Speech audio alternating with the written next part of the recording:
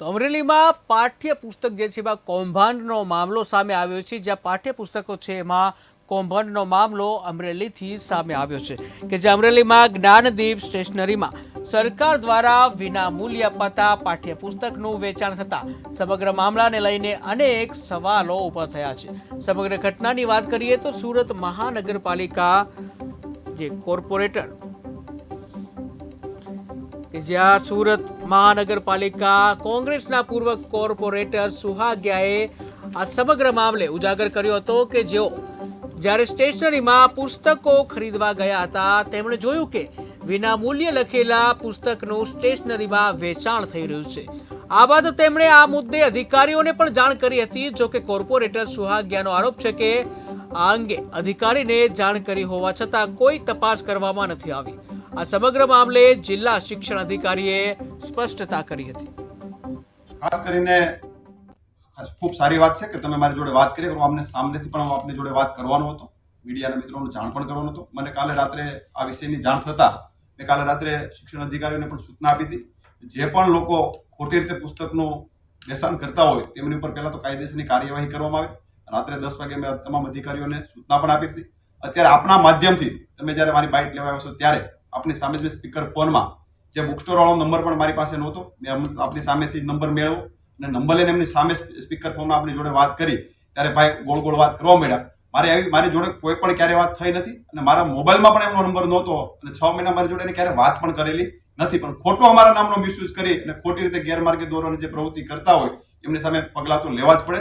મને એક વાલી સુરેશભાઈ તરફથી એવો ફોન આવ્યો કે સર અહીંયા સરકારી વિનામૂલ્યના પુસ્તકો વેચાય છે, તમે તાત્કાલિક તમારી તપાસની ટીમ મોકલો। એટલે મારા કર્મચારીઓ છે એ મેં તરત અહીંયાથી મોકલ્યા અને કર્મચારીઓ તપાસ કરતા ત્યાંથી અમને 2 પુસ્તકો છે એ વેચાતા હોય એવું જાણવા મળ્યું। એની માટે અમે દુકાનદારના નિવેદનો લીધા તો દુકાનદારનું કહેવું એવું છે કે ગરીબ બાળક કે જે પોતાના લેખન માટેની નોટબુકો ધરાવતો નહોતો, એને નોટું જોતી હતી, એની પાસે પૈસા નહોતા, એટલે એને 2 પુસ્તકો છે એ મને આપ્યા અને એના બદલામાં મેં એને નોટબુકો આપી। એટલે અમારા કર્મચારી તરફથી એને કહેવામાં આવ્યું કે આવી રીતે તમે કોઈ પણ બાળક પાસેથી ખરીદી પણ ન કરી શકો અને તમે વેચી પણ ન શકો, એટલે તમને આના વિરુદ્ધમાં નિયમાનુસારની કાર્યવાહી કરવામાં આવશે। આ માટે મેં વેપારી એસોસિએશનને તાત્કાલિક બોલાવી લીધા છે। સ્ટેશનરી વેપારી એસોસિએશનને હું તાકીદ કરીને એક પત્ર લખું છું કે કોઈ પણ બાળક કે કોઈ પણ શાળા આવા વિનામૂલ્યના પાઠ્યપુસ્તકો જો તમારી પાસે વેચવા માટે આવે તો તમારે આ ખરીદવાના નથી અને ખરીદવું ગેરકાયદેસર છે અને એને વેચવું પણ ગેરકાયદેસર છે। એટલે તમારે તાત્કાલિક અત્રેની કચેરીને જાણ કરવી આવો કોઈ કિસ્સો બને તો।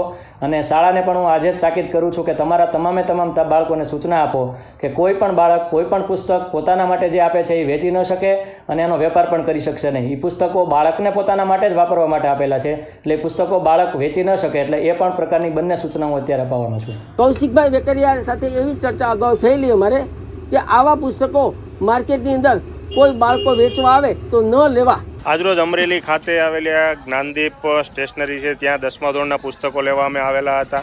તો પુસ્તકો લીધા એટલે એણે અમને બિલ બનાવીને દીધું। એની અંદર ગુજરાત રાજ્ય પાઠ્યપુસ્તક મંડળના જે વિનામૂલ્યે વિદ્યાર્થીઓને આપવાના પુસ્તકો હોય એ પુસ્તકોનું વેચાણ થતું ધ્યાને આવ્યું એટલે ડીઓને પણ ફરિયાદ કરવામાં આવી છે। અડધો કલાક ઉપરનો સમય વયો ગયો, ડીઓ પણ હજી અહીંયા આવેલા નથી અને અહીંયા તપાસ કરી તો જે સ્ટેશનરીના માલિક છે એ એમ કહે છે કે આને પુસ્તકો વિશે તમારે કૌશિકભાઈ વેકરિયા જોડે પણ 10 દિવસ પહેલાં વાત થયેલી હતી। એટલે આમાં ક્યાંક ને ક્યાંક રાજ્ય સરકાર પણ સંડોવાયેલી હોય એવું લાગે છે, કારણ કે વારંવાર નકલી વસ્તુઓ પકડાય છે, કાંઈ ને કાંઈક ગવર્મેન્ટ